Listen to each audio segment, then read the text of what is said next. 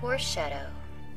Be warning of, or to indicate or suggest something, usually something unpleasant, is going to happen. If you've been paying attention at all, you know that not only was 9/11 another false flag attack perpetrated by the powers that shouldn't be, but it was also foreshadowed before it happened a ridiculous number of times in every form of media imaginable. A favorite place for the cabal to do their foreshadowing is in popular cartoons like Family Guy and The Simpsons. And of all the obvious 9/11 references in the 1997 Simpsons episode, City of New York vs. Homer Simpson, one scene actually gives us a big clue to something else they've done. Something that might be one of the biggest jokes they've played on us yet. Making us carry around pictures of 9/11's horrors in our wallet on their fiat paper currency. In one particular scene of this Simpsons episode, the family is discussing going to Manhattan. Lisa holds up a bus schedule that clearly shows 9 and 11, the 11 represented by the Twin Towers on the front cover. This, paired with talk of going to New York where 9/11 happened, is already rather brazen, but then Bart holds up a bunch of money in front of the numbers 9 and 11.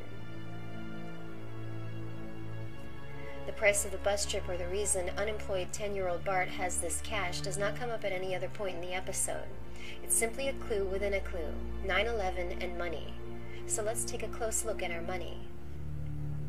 When this episode aired, the Rockefeller+Federal Reserve had just released a new series of bills with changes made to all of the buildings on the backs of the 5 to the 100. No significant changes had been made to the backs of the bills since the 1928 series. On the new 1996 series of bills, all of the same buildings appeared on the same denominations, but each one was either moved a bit or a completely different side of the same building was now shown. The Lincoln Memorial has always appeared on the modern $5 bill, but on the new 5, the building was widened and lowered down a bit. On the new 10, the Treasury building has gone from an angled view to a dead-on frontal view. The new 20 has gone from showing the famous view of the south side of the White House with the round portico to the completely opposite north side. There are actually two new 50s. The old bill from 1928 showed the east side of the Capitol building, but as of the 96 series, the west side now appears. The 96 series shows a blank sky behind the building, but as of the 2004 series, big white clouds appear behind the west side view. They barely touched Independence Hall on the back of the $100 bill, except to move it up just slightly. To see these pictures for yourself, you'll need a current $5, $10, $20, and $100 bill. You'll also need two $50 bills, one without the clouds from somewhere between 1996 and 2004, and the new 2004 series bill with the clouds. Both are still in circulation as of 2013. Place each bill face up, fold the bottom up, find the center point, and bring both ends up like so. Folded this way, the old bills showed nothing of note, but the new bills show these 6 scenes, each one framed by an arch. The arch shape framing each scene was added to every bill that didn't already have it as of the 1996 series. It represents the Washington Square Arch, which is about 2 miles north and to the east of where the towers once stood. More about that arch in a moment. These 6 folded bills, all but one of them released 5 years before 9/11, depict the scenes that took place before, during, and after that horrible day. The $5 bill shows what looks like 2 towers, but they're shorter than the towers on the 10 and the 20. This is because in this scene they're still being built. David Rockefeller spearheaded the project to build the towers in the late 1960s.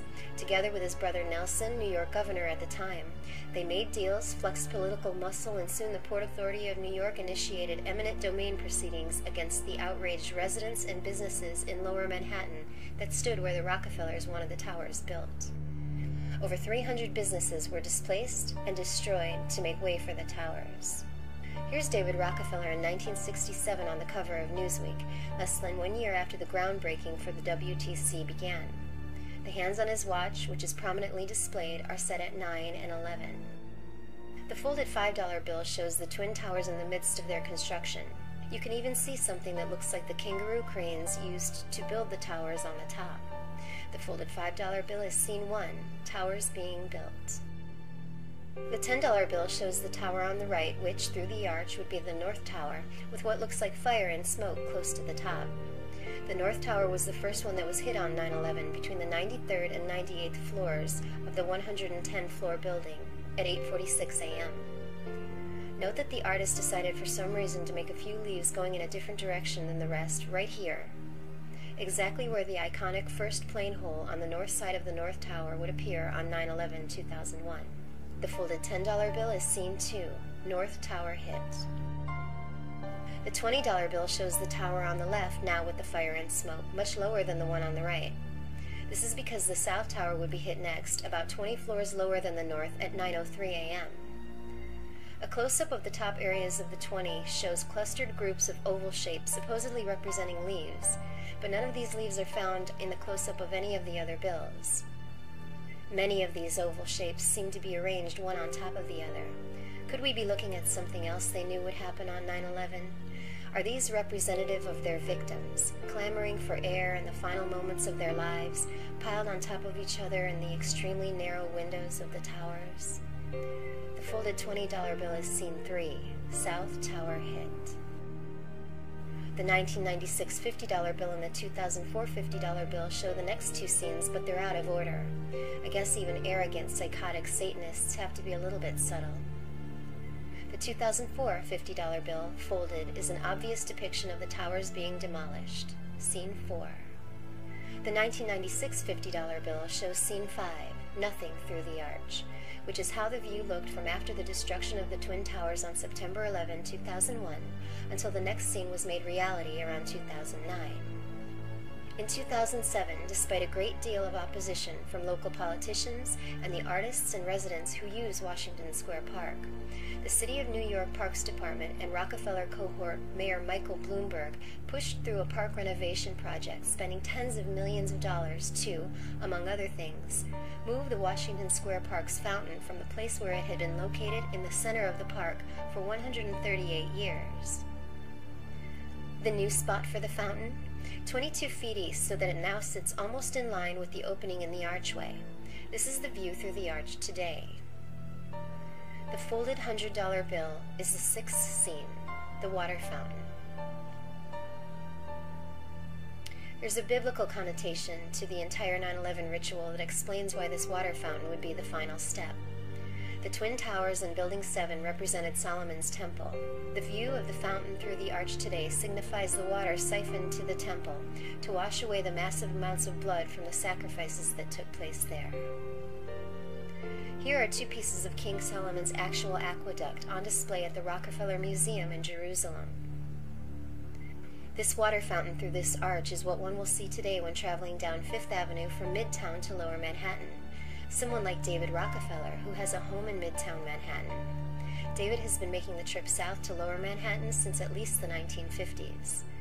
Ever since he had his office built 3 blocks from where he would then have the World Trade Center built. The residents who opposed the moving of the fountain altogether are still angry about the destruction of the character of the historic park, the cutting down of dozens of mature trees, and the lack of funds left over for normal maintenance. They've also noted that the fountain is still not aligned with the arch in Fifth Avenue, which was the excuse given for moving it all along. Here's what the new fountain is in line with. As for the Washington Square Arch itself, it was supposedly erected to commemorate the 100th anniversary of Washington's inauguration. Designed by Stanford White and built in the 1890s, White also designed the nearby Judson Memorial Church, which was financed by David Rockefeller's grandfather, John D. Rockefeller. The arch is said to have been built to frame the view of the church, but it only does that from the side. What the arch did frame perfectly was the Twin Towers of the World Trade Center. How interesting that John D. Rockefeller's grandson, David, would see to it that the towers were built in the perfect spot to be framed by that arch in the late 1960s.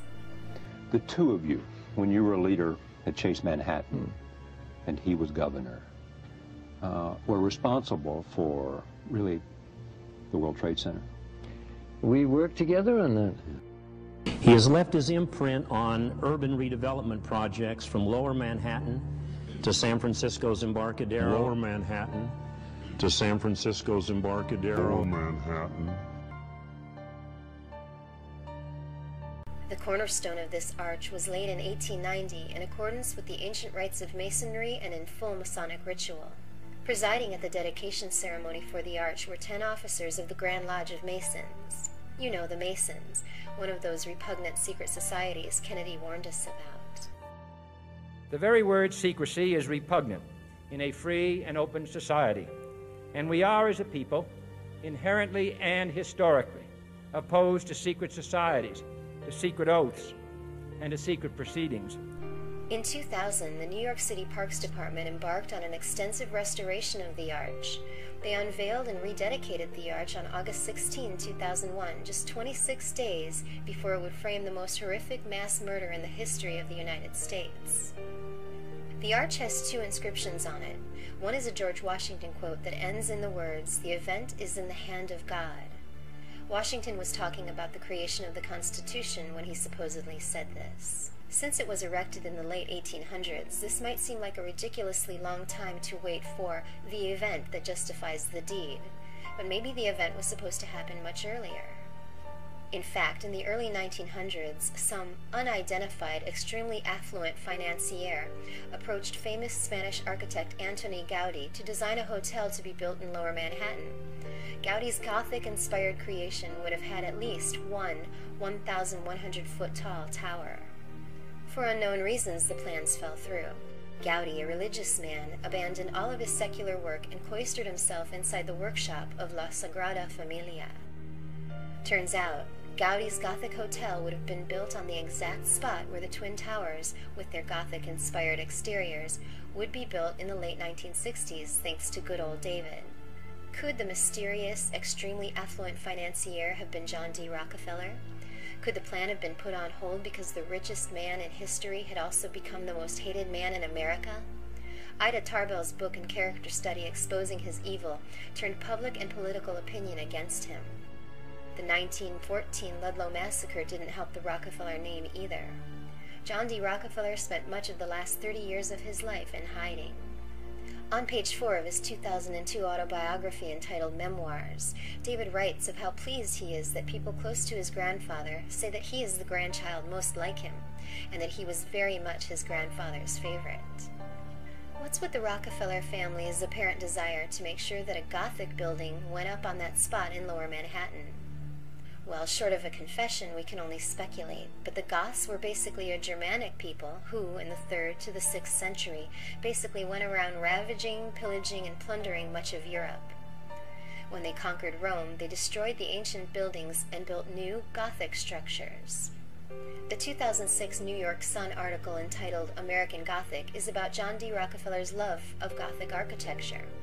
Rockefeller financed the Gothic Riverside Church and the Gothic Central Presbyterian Church, both in New York, and there are many Gothic buildings on the campus of his University of Chicago, including the Rockefeller Memorial Chapel. The Rockefellers are of Germanic lineage. They came to America from Germany in the early 1700s. Are they descendants of the Goths or Visigoths? Do they feel that they're completing the work of their ancestors? Is their goal to destroy the American Empire just as the Goths destroyed the Roman Empire? On page 55 of Divided We Stand, a biography of the WTC published in 1999, the author seems to make that connection. He's writing about the decision to build the towers, and he actually compares it to the Visigothic armies closing in on Rome. Here's page 405 of David's book Memoirs again. Here he admits that he's proud to be part of a secret cabal working against the best interests of the U.S. The horrors of 9/11/2001 happened inside 2 1,300-foot death traps that David is responsible for building. Has there ever been an event that worked more against the best interests of the U.S. than 9/11? I actually was there and saw the building collapse. This family made their fortune here, then set to work using that money and the power that it brings against the rest of us. In the words of John D. Rockefeller himself, competition is a sin. They already have all the money they could ever want. Now they want complete control of the rest of us. False flags like 9/11 and their mass shootings are designed to make us give up all of our rights and take away our means of defending ourselves. Every incident is a step toward their plans for world government, with themselves and their cronies running things.